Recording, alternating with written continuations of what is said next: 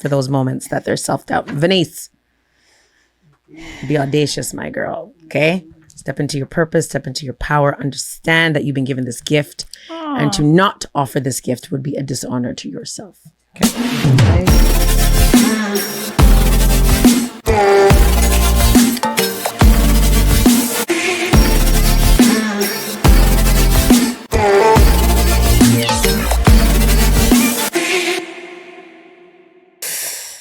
All right. Well, welcome back to another episode of Living with Audacity. It is me, your host, Aisha, and I am so happy to be here with all of you today.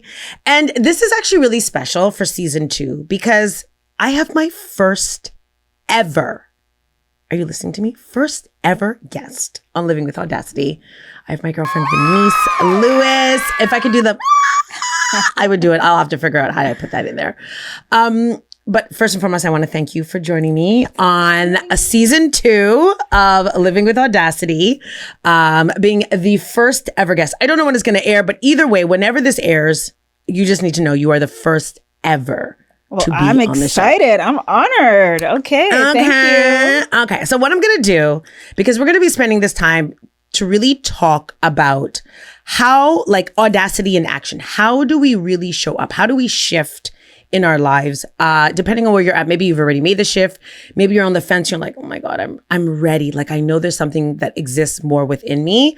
Well, we have Veneese here who is an author. I'm going to let Veneese talk about herself, but I do want to give a little history of how I met Veneese, how he came to be, and really why I feel, in my opinion, that Veneese has really demonstrated again what it means to put audacity into action and to understand that even though sometimes we might be uncomfortable to kind of step out, that there's something greater than us and that we have a gift that needs to be offered. So Veneese Lewis is the author, the founder, and the visionary behind Naya's Coily world.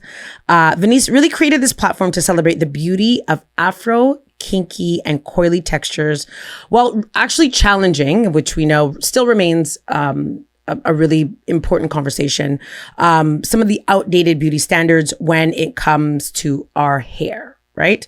And so from books to animated series, you need to follow her. And I'm going to put the links on YouTube. I'm going to put the links on my social media of all the ways that you can follow Veneese, that you can get a book, where you can follow her on TikTok, on Instagram, just all the things. Because believe me, if you are a young Black woman, if you're a grown Black woman who's always struggled, right, with like loving your hair, listen, this is it. Check it out. Check it out. All right. So, as I said, Veneese and I met actually at work. Mm-hmm. And I remember when I met Veneese, Veneese, always a wonderful, beautiful soul. But Veneese was like this super quiet, young analyst that was just doing her thing. She would stay in her cubicle. She would eat her cucumbers and her celery, very healthy. And I'd be like, Veneese, you're not going to come outside. And Veneese would probably be like, I'm a lot. Again, you've watched the show. Loved Aisha the whole time, but definitely I stuck to my corner. Yes, definitely right? I was in my corner, and yeah. And so the opportunity to be able to, again, see you from then to like now, and I know you're still evolving and you're still growing, and I think that's the power of being audacious, which is something that I talk about. Like, audacity isn't just something you switch on. It's actually something, it's a process of like letting go of a bit of a narrative that you had about yourself. I love that. Right? And now creating space for like who you are becoming. So I want to get into it, Veneese. Actually, no, I'm going to let you just give a little background about who you are. Again, the journey that you've been on this last little bit before I get into the questions that I want to ask you. So take it away, Veneese. Well, thank you. So I'm Veneese, and I'm still learning who I am. But I think what I realize is I like storytelling. I like the opportunity to express myself and share conversations that matter to me. And so the hair thing really came up. So I don't know if you know, Aisha, but I was braiding hair in my basement as a little side business. So I actually did. Yeah. So Veneese don't tell you nothing. Yeah. When Veneese tell you she stay in her corner and don't say nothing, I did not know that. Yeah. So I was braiding hair and just having conversation with a lot of people. So I had a little clientele, men, women, and children. And just a lot of times people had like questions about like simple things like, you know, how, even what products to pick for their hair. And I just felt like there's a lot of understanding, a lot of lack of education. So just having that in the back of my head, and then my sister just knowing that, going through my own hair journey, going natural, and seeing me just like, really blossom into this person I was being, and really loving my hair. Yeah. She's like, you should make a children's book. Yeah. So I was like, and once you plant an idea for me and it's alignment for me, I'm like, So I went with it, not having any experience, not knowing what I was doing. And that's what really brought me here. So I wrote the book, but then like I had like so much more vision for it, because I really wanted to push on the education piece. So it's evolving. It's still growing. Yeah. And I'll give another story. This would have been the pandemic. Yes. And random, obviously pandemic, remember that? And we bumped into each other at the dollar store. I hadn't seen Veneese in person for maybe a year at this point.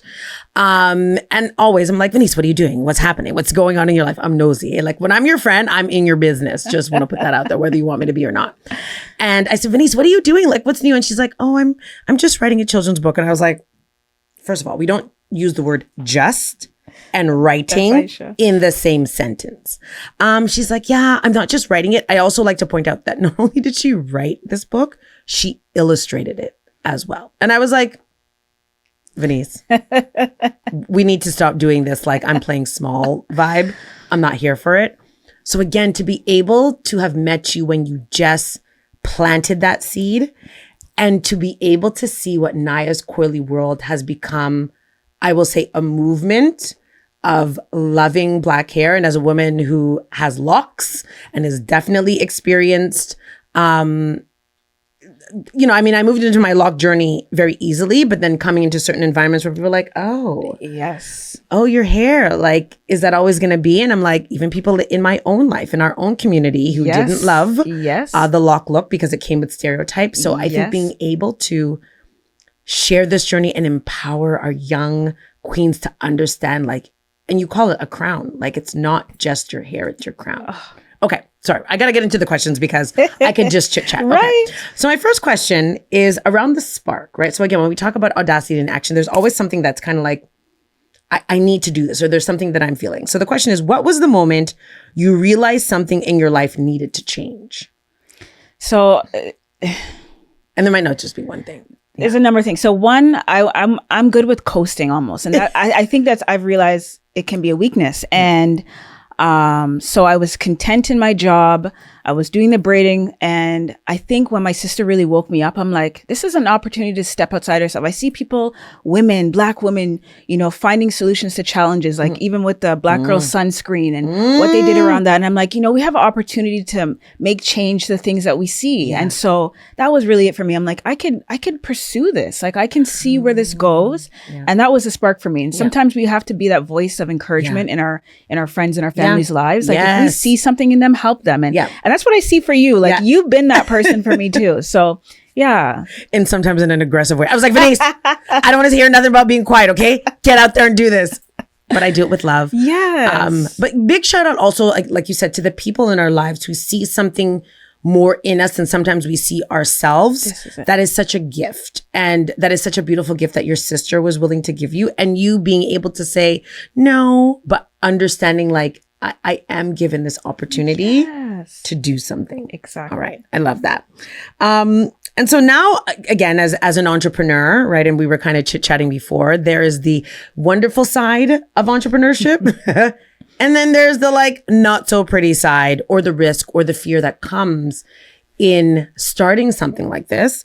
So really what made the shift, like, again, part of this, I would say part of this process is getting comfortable or recognizing that I'm about to really put myself out there. And we know when we put ourselves out there, not everybody in the world is kind. But what made the shift for you to feel like this was the time? Like it was time for me to kind of take this risk, or to really, again, create this movement, which would eventually become a movement. I think what you said, it started out as, I'm going to write a book. And then in your own journey, realizing, no, this is a movement. But was there like, how did you feel about that risk, taking it? Well, one, I don't know what I'm doing. I have no idea what I'm doing. There is no playbook. It's all new territory for me. And I just said, we're going to do this. Like, starting a business without any certainty, not knowing where it's going to go. Like, if that's not audacious. Right. And so you just kind of have to take that leap of faith. Yeah. And I love that. I was going to do this. I'm going to give you a really quick joke about that. I did this the other day and my daughter was like, don't do that.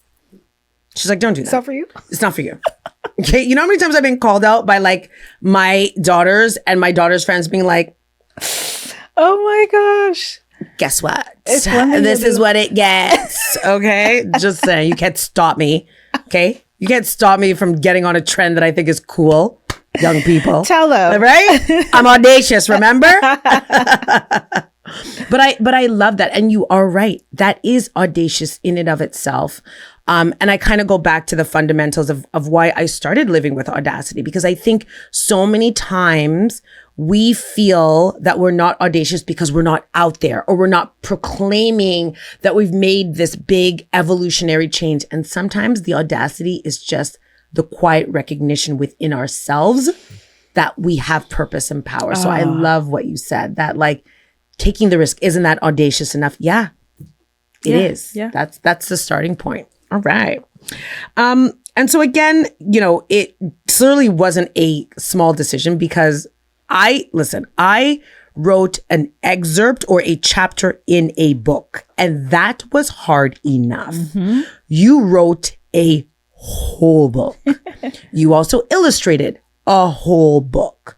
And so what fears did you have, like even within yourself as you were creating this, as you were writing it, that you had to say, okay, Veneese, like, yes, I have a fear, but like, I need to push it aside? Or did you sit, like, what was that process like for you? So that's a good one. I think the automatic answer is a fear of failure, but I think more for me was a fear of regret. So I didn't want to look back and say like, what if I don't do this? Or what could have happened? And so I said, no, we're going to do this. Like we have like, yeah, I couldn't sit with regret. Like I'd rather move scared than move with regret.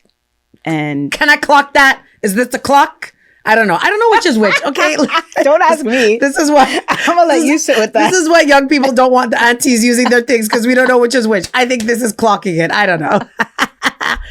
Anyways, but I love that you would rather move scared than not move at all. It's as simple as that. Yeah. And I'm so glad I did. I wish I did it earlier. I'm so glad. The thing is, I will say about that, nothing happens by accident. Everything happens by design. And I think it's easy for us in the entrepreneurship world when things are moving for us to easily say, well, I should have done this before. But there is a reason why. Maybe you weren't ready. Maybe you yourselves were just finding your own stuff. Like you said, like I think so much, and I've had a chance to read the book.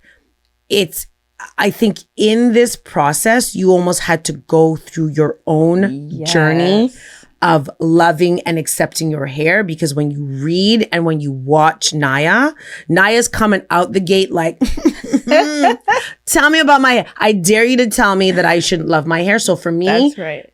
Naya is like, obviously you're still on your journey, but is like the journey of recognizing that your hair is your power as opposed to where you were in that journey. You said it perfectly. Yes. Look at me. I read the book. Make sure you cop it. It's such a good book.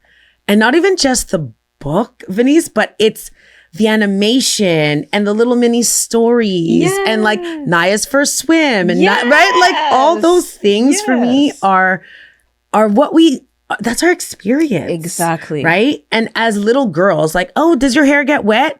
Oh, do you wash your hair?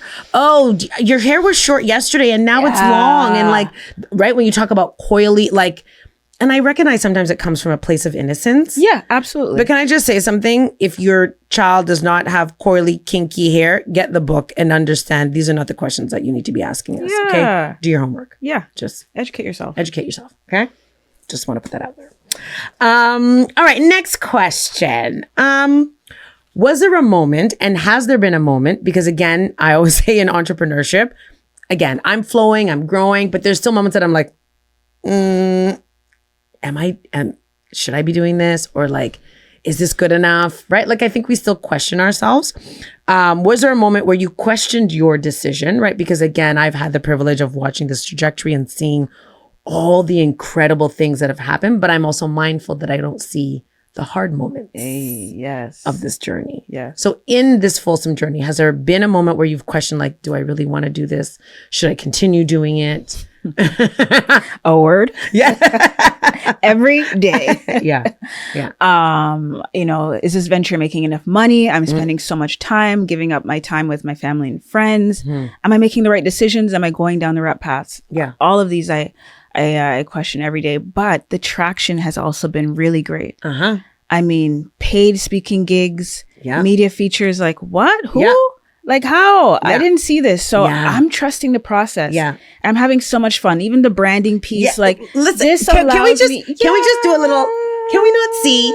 Naya is everywhere. Okay, watch her. Naya's making her appearance everywhere. Yeah. Like I'm just having so much fun with this. Like there's nothing else I'd rather be doing. Yeah. So you know, And that's when you know, like, again, when you know that this isn't just a job, it is something of passion. It's something that like exists within you. And it's so hard to share with someone who's on that journey of what it looks like. There's a feeling, like you said, what else would I want to be doing other than, I mean, obviously Veneese likes to be outside and having fun, but like, we give so much of our extra time that doesn't go to people in our lives that we love in the name of growth and elevation.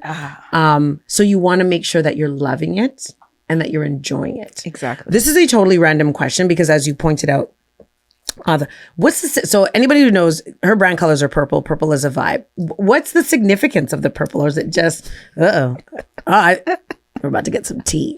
Honestly, like someone else asked me that. There's no rhyme or reason. Okay. It happened to be on the first book, the color that I picked for the door. Yeah. Because it was bright. Yeah. And when I was going to hire someone to do like the logo and the branding, I'm like, she's like, okay, what are your colors? You know, there's got to be meaning. You got to think about it. I'm like, well, I just like the purple. Yeah. And then when I looked up purple and the meaning, it resonated so much already. So it just worked. It just fit for me. Something else said, this is for you. This is for yeah. Okay. Hence why, I mean, listen, I need to make sure I'm representing for my girl. And we love it. I do love a purple, not gonna lie. But no, thank you for that. Because I've actually always wondered, like, is there a significance? But I love the purple, and there is meaning in purple. So that's super dope. Okay. So now, yes, you've written this book. You're out there, like you said, there's media. Naya's Coily World is becoming a movement. But even as an entrepreneur, even though there's a lot of output, there's a lot of internal transformation that happens when we go on this journey, because we're putting so much of ourselves, like in the story, like you said, like this hair confidence and loving your hair, I think is a reflection of your own personal journey with your hair. And so how has this shift like redefined how you see yourself, how you love yourself? Wow, that's a really good one. I think I'm learning, because as an entrepreneur, you want success right off the bat.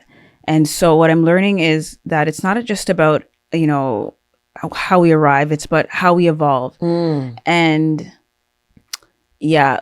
And for me, my entire life, I feel like it's been about like a bunch of first drafts. So I make this joke, like nothing I try the first time works, whether it's my career aspirations, my education aspirations. I've always had to put in the work and it's built the resilience. And so now I just see this as an opportunity to keep building on the successes. Yeah. And you said the word earlier, becoming. That's what, like, I'm here for the ride. I'm here to see what this is becoming. And that's what it's done for me. Like, who am I becoming? This confident, outspoken, on podcast person. That's not me. Who am I? Don't have a friend like me if you're trying to stay inside. Okay, I'm just telling you that. Don't have me as a friend. So I'm becoming, and that's the word. This is this project I'm working on, this platform, this movement is becoming, and I'm becoming as a person. I love that, because I think one of the areas that I have always talked about on this show, even from my own journey, was spending so much of my life, of my time, hiding. Because again, as Black women, we're always under scrutiny, right? That our assertiveness is seen as aggressiveness, that our confidence is seen being cocky. So because we're cognizant of that, we have a tendency to kind of dial down, tone it down, make other people feel comfortable, the way we dress, the way we talk, our hair, our jewelry, our earrings, there's always something. And then there comes a point in your journey where you're like, yo, F it. Like, that's for you if you're uncomfortable. And so I love you saying I'm becoming. And again, I know I joke about like, Veneese was, I mean, that's also a part of your beauty and your power is the ability to stay quiet and to be in your space, because a lot of people also struggle to be in that space of solitude with comfort, which you do. But I love what you said about just enjoying the process and what you're learning about yourself and how you're growing and how you're evolving and what does that mean.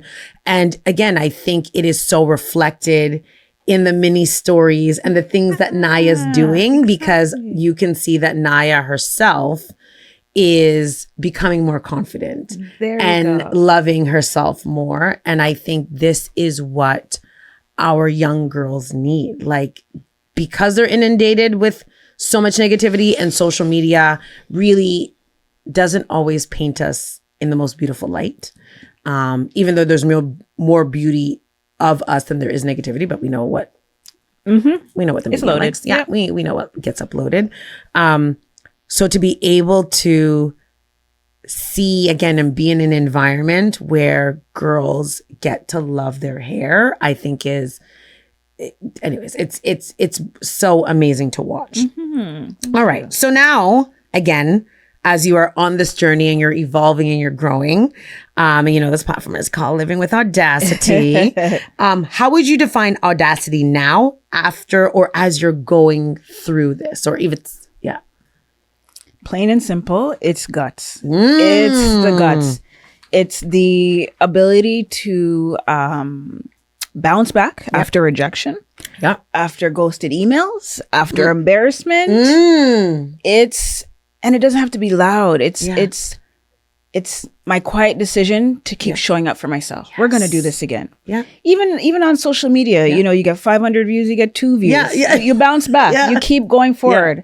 And it's the people cheering you on when you find a community. And it's the guts to say, I'm going to do this. That's a really big one. Because I think in the journey of entrepreneurship, I will say, and I think I talked about it on one show. I was like, the concept of entrepreneurship is so glitzy that you sometimes come into it like, okay, I'm going to start a business. It's going to be, I have a great idea. I have, some budget. Maybe you have more budget, but you have a little bit of budget. Things are going to go amazing. And then you get into it and you're like, flat. Like what? Like, wah. This is not what I thought. Or like you said, you thought you had a great reel and a great post and like 6 people view it. You're like, I put so much effort into this. And then you put another one just random and then it gets like thousands of views. And I'm like, guys, what is your algorithm saying? I'm confused. But talk to me, right? Like, let me know. But I love the audacity being tied to resilience, because the audacious part of ourselves is saying, I believe in myself enough that I'm going to continue to put myself out there. Exactly. And take the risk. It's just, and like I said, as how it translates in, so I had a chance, I think a month ago, to attend one of your workshops. So not only, I'd like to say thank you, I need to plug that. Not only does she write books, not only does she do talks, but she also does actual hair workshops for young girls. And I had the privilege of attending one. And for me, and I'll let you talk about your workshops, and if I think there's an upcoming one happening, it might be sold out. So if it is, wait for the next one. But what stands out for me was watching these girls like just brush their hair. And then their moms were also there present and being like, Mom, look at my hair. Like, look how nice it is. And their mothers reaffirming like, oh my God, your hair is beautiful. And it just, I just got goosebumps because I have daughters. They're much older now and they kind of do their own hair, and I've never, like, their hair has always been natural. I haven't processed it. I haven't done anything. But I just remember watching these like 6 and 7 and 8-year-old girls just looking at themselves in the mirror, putting this product in, all different types of coily, kinky hair, but loving it. And their mothers being able to affirm, like, yes, like, your hair is beautiful. And them leaving just so happy. confidence. Yeah, confidence. Built Yeah. right there. Yeah. So what was I mean, this is not my thing, but this just sparked a question. Like those workshops. Okay, talk about your workshops. I know I saw one coming up. Go ahead. So I think for me, it was the hands-on piece was so important. Like when I went natural, my first wash day for me was like a whole day of like, it's not like I can't seem to get the hair to detangle. Like I just didn't know what I was doing. Yeah. And so I felt like there's just some practical steps that we can help and teach each other younger.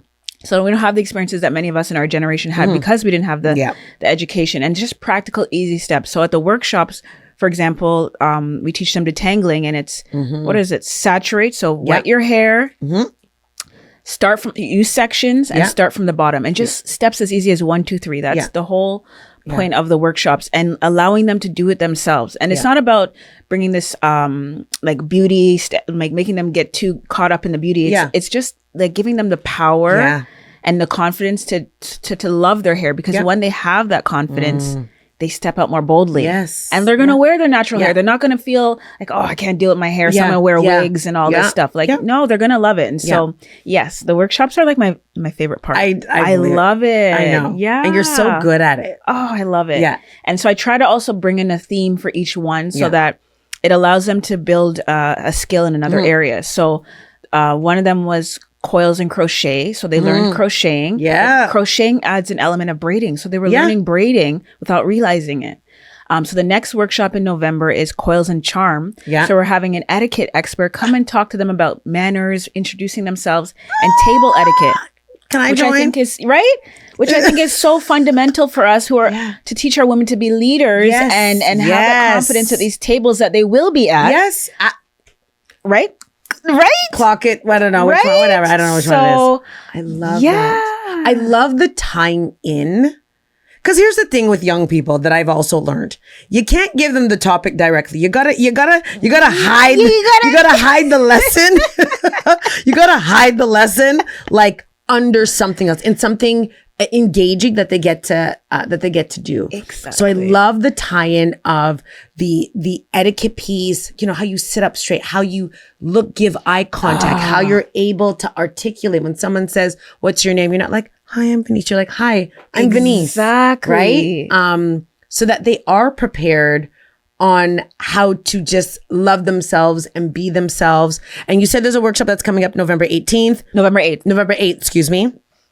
Please follow her at Naya's Coily World on Instagram. Yes. Get the details, secure your spot. Yes. As someone who has attended these workshops, top tier, bar none. They get these like little takeaway bags with product and brush and like, it's a thing. Come as you are and you get all the goodies. You get all We have a great goodies. Sponsor for the next one. So See, these are the things. But again, I think this is like what you shared about, again, having doubt, but still wanting to take the risk. And imagine if you didn't take this gamble on yourself. You see? Imagine if you didn't. I wouldn't have this enjoyment. Yeah. And being able to impact the lives of all of these young people. And you said something that kind of made me laugh because I had a memory. You know, when you were younger and your auntie your hair's moving because they're pulling you, detangling. There was no detangling, and like somehow you had to stay straight.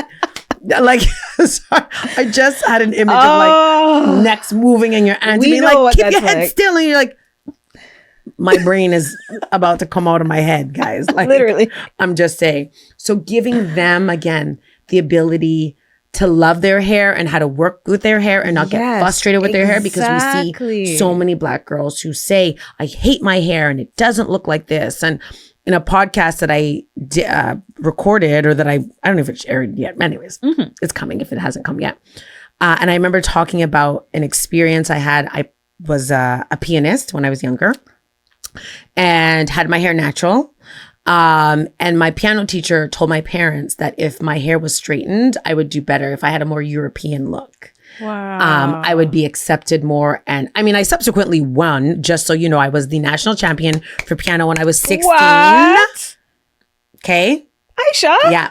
A lot of people don't know that. But yes, I was the national champion for piano at the age of 16 with my natural hair. Beautiful. But I can remember my father speaking very firmly to her to say, don't. Do not we need ever, those advocates. do not ever ask my child to change her hair and straighten her hair or do any of those things. And I laughed and said, like, after I won, then she got fired. But but I vividly remember that with my father in particular. I love that. Just in his own way, letting me know, like, do not ever let anybody tell you anything about your hair. And you using that word advocates, like sometimes our children don't have the voice to stand up for themselves, whether it's a teacher, whether it's a mentor, right? Because adults can also say things that cause harm, not just amongst kids, So true. right? And us being able to give them the words to say, my hair is my hair, like don't touch it. And I love my hair. Yeah. I love that. Yeah, I remember that. Yeah.